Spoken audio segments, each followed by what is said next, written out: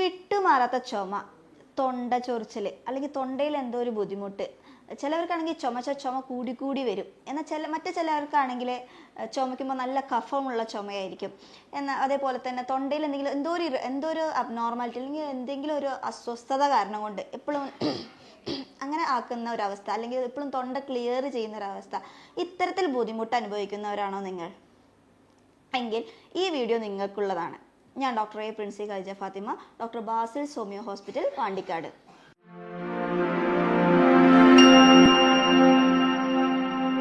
ചുമ എന്ന് പറയുന്നത് നമ്മുടെ ശരീരത്തിൽ എന്തെങ്കിലും അബ്നോർമൽ ആയിട്ടുള്ള അല്ലെങ്കിൽ എന്തെങ്കിലും ഒരു ഫോറിൻ പാർട്ടിക്കിൾ നമ്മുടെ ശരീരത്തിനകത്ത് കിടക്കുമ്പോൾ, അതും അല്ലെങ്കിൽ നമ്മുടെ ശരീരത്തിൽ എന്തെങ്കിലും വേണ്ടാത്ത സാധനങ്ങൾ ഉണ്ടാകുമ്പോൾ അത് പുറന്തള്ളാൻ വേണ്ടിയിട്ട് നമ്മുടെ ശരീരം ചെയ്യുന്ന ഒരു നോർമൽ റിഫ്ലെക്സ് ആക്ഷൻ അഥവാ ഒരു എതിർ പ്രവർത്തനമാണ് ചുമ എന്ന് പറയുന്നത്, അല്ലേ?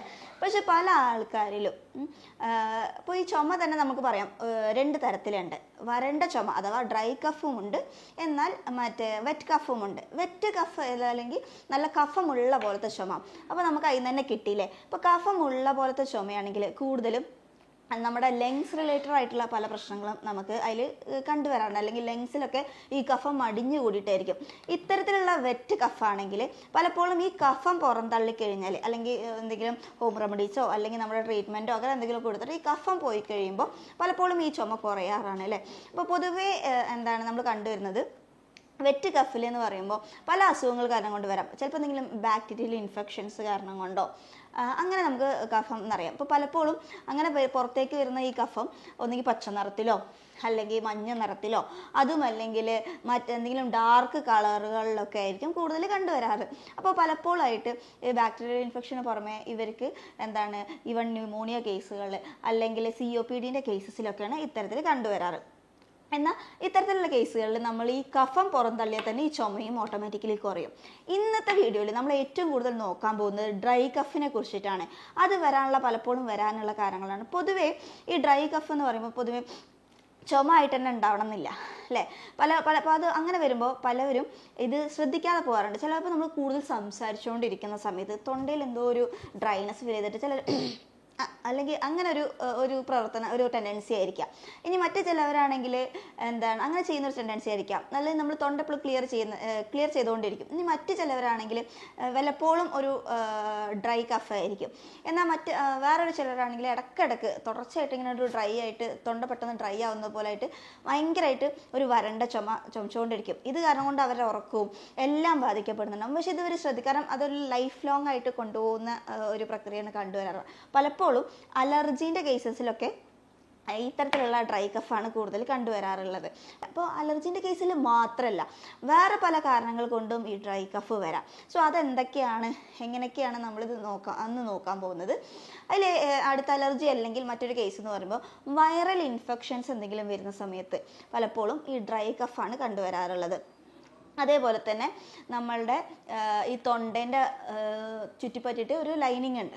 ആ ലൈനിങ്ങിന് എന്തെങ്കിലും ഇൻഫെക്ഷൻ വന്നാലോ അല്ലെങ്കിൽ അതിന് നമ്മുടെ നെർവ് സംബന്ധമായിട്ട് എന്തെങ്കിലും സ്റ്റിമുലസ് വന്നിട്ട് അങ്ങനെ വരാം.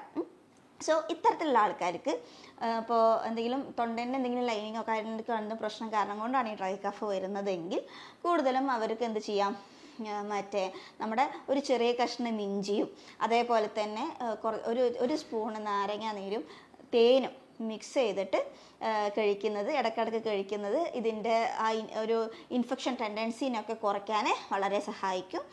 ഇനി അതല്ല, ഇനി നെർവ് സ്റ്റിമുലസ് കാരണം കൊണ്ടാണെങ്കിൽ ഇളം ചൂടുവെള്ളത്തിൽ ഉപ്പിട്ടിട്ട് ഒരു ശകലം മഞ്ഞളും ഇട്ടിട്ട് ഇടയ്ക്കിടയ്ക്ക് ഗാർഗിൾ ചെയ്യാൻ ശ്രമിക്കുക. ഇത് അവിടുത്തെ നെർവ് സ്റ്റിമുലസിനെ കുറയ്ക്കാൻ ഒരു പരിധിവരെ സഹായിക്കുന്നതാണ്. ഇനി അടുത്തൊരു കാര്യം, നമ്മൾ എപ്പോഴും ശ്രദ്ധിക്കാതെ പോകുന്നതും പല കോംപ്ലിക്കേഷനിലേക്ക് എടുക്കുന്നതുമായിട്ടുള്ളൊരു കാര്യമാണ് നമ്മൾ കഴിക്കുന്ന ഭക്ഷണങ്ങൾ. അമിതമായ ഭക്ഷണ രീതി കാരണം കൊണ്ടും ഡ്രൈ കഫ് വരാം. അത് എങ്ങനെയാണെന്നായിരിക്കും ചിന്തിക്കുന്നത്. കാരണം ഇതുവരെ പറഞ്ഞതൊക്കെ നമ്മൾ പൊതുവേ കേട്ടിട്ടുള്ളതാണ്. പക്ഷേ എങ്ങനെ ഭക്ഷണ രീതിയും ചുമ ഉണ്ടാക്കുക എന്നുള്ളതാണ് നമ്മൾ പറയുന്നത്.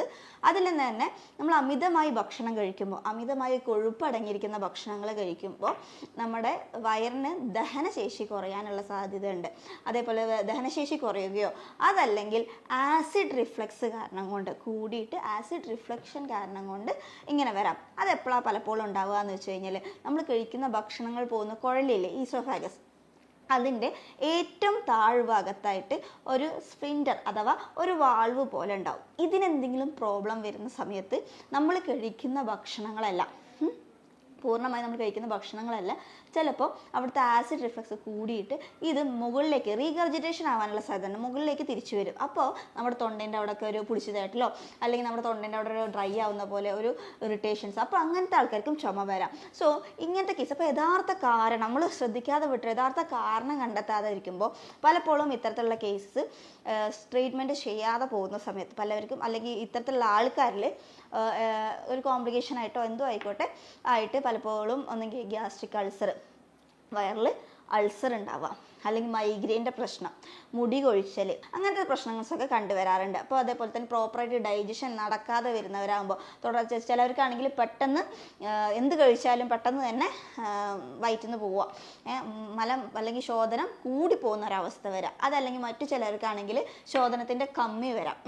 ഇത്തരത്തിലുള്ള പ്രോബ്ലംസൊക്കെ കണ്ടുവരാറുണ്ട്. അപ്പോൾ അങ്ങനെ വരുമ്പോൾ കോൺസ്റ്റിപ്പേഷൻ അഥവാ ശോധനം കമ്മിയായിട്ട് വരുന്ന ആൾക്കാർക്ക് അത് തുടർച്ചയായി പോയി കഴിഞ്ഞാൽ അവരിൽ എന്തൊക്കെ കോംപ്ലിക്കേഷൻസ് വരാം ഒന്ന് ആലോചിച്ച് നോക്കൂ. പൈൽസ്, ഫിഷർ വരാനുള്ള സാധ്യത അല്ലേ? സോ അങ്ങനത്തെ പൈൽസ്, ഫിഷർ പോലത്തുള്ള സാധ്യതകളൊക്കെ വരാറുണ്ട്. അപ്പോൾ നമ്മൾ എന്താണ് കാരണം എന്ന് കണ്ടെത്തി, അതായത് നോർമലി ഞാൻ പറഞ്ഞല്ലോ ചില ഹോം റെമഡീസ് ഒക്കെ പറഞ്ഞു, അതൊക്കെ ചെയ്യുമ്പോൾ തന്നെ നോർമലി ഉള്ളത് കുറയും. എന്നിട്ടും കുറയാതെ ആണെങ്കിൽ തീർച്ചയായിട്ടും ഒരു ഡോക്ടറെ കണ്ടെത്തി പ്രോപ്പറായിട്ടുള്ളൊരു ഡയറ്റും കാര്യങ്ങളും ഫോളോ ചെയ്ത് അതിനോടൊപ്പം തന്നെ എക്സസൈസും നിർബന്ധമായിട്ടുള്ള കാര്യം തന്നെയാണ്. കാരണം അതൊക്കെ ചെയ്യുമ്പോൾ തന്നെ നമ്മുടെ ദഹനം കാര്യങ്ങളൊക്കെ റെഡിയാവും. അപ്പോൾ വലിയ കോംപ്ലിക്കേഷനിലോട്ടൊന്നും പോവില്ല. സോ ഭക്ഷണ രീതികളൊക്കെ കൺട്രോൾ ചെയ്ത് പ്രോപ്പറായിട്ടുള്ള ട്രീറ്റ്മെൻറ്റും എടുത്താൽ എന്താണ് യഥാർത്ഥ കാരണം, എന്തുകൊണ്ടാണ് ഇത്തരത്തിലുള്ള ഡ്രൈ കഫ് തുടർച്ചയായിട്ട് വിട്ടുമാറാതെ നിൽക്കുന്നതെങ്കിൽ തീർച്ചയായിട്ടും നിങ്ങൾ അത് എന്താണ് കാരണം എന്ന് സോർട്ട് ഔട്ട് ചെയ്ത് ആ കാരണത്തിന് വേണ്ടിയിട്ടും കൂടി ട്രീറ്റ്മെൻറ്റ് എടുക്കാം. ഓക്കെ, അങ്ങനെ വരുമ്പോൾ തീർച്ചയായിട്ടും ഇത് പൂർണ്ണമായും പ്രോപ്പറായിട്ടുള്ള ഡയറ്റും എക്സസൈസും അതേപോലെ തന്നെ മെഡിസിൻസും എല്ലാം കൂട്ടി നിങ്ങൾക്ക് പൂർണ്ണമായിട്ടും ഈ അസുഖം മാറ്റിയെടുക്കാവുന്നതേ ഉള്ളൂ. അപ്പോൾ തീർച്ചയായിട്ടും എന്ത് കാരണം കൊണ്ടാണ് നിങ്ങൾക്ക് ഉണ്ടാകുന്നത് എന്നുള്ളത് സോർട്ട് ഔട്ട് ചെയ്യേണ്ടത് തീർച്ചയായിട്ടും ഒരു ഇമ്പോർട്ടൻ്റ് ആയിട്ടുള്ള ഫാക്ടർ തന്നെയാണ് കേട്ടോ. അപ്പോൾ ഇതിനെ കുറിച്ചിട്ട് എന്തെങ്കിലും ഡൗട്ടോ സംശയങ്ങളോ ഉണ്ടെങ്കിൽ താഴെ കൊടുത്തിരിക്കുന്ന നമ്പറിൽ കോൺടാക്റ്റ് ചെയ്യുക. അടുത്ത വീഡിയോ ആയിട്ട് കാണുന്നതുവരെ താങ്ക് യു.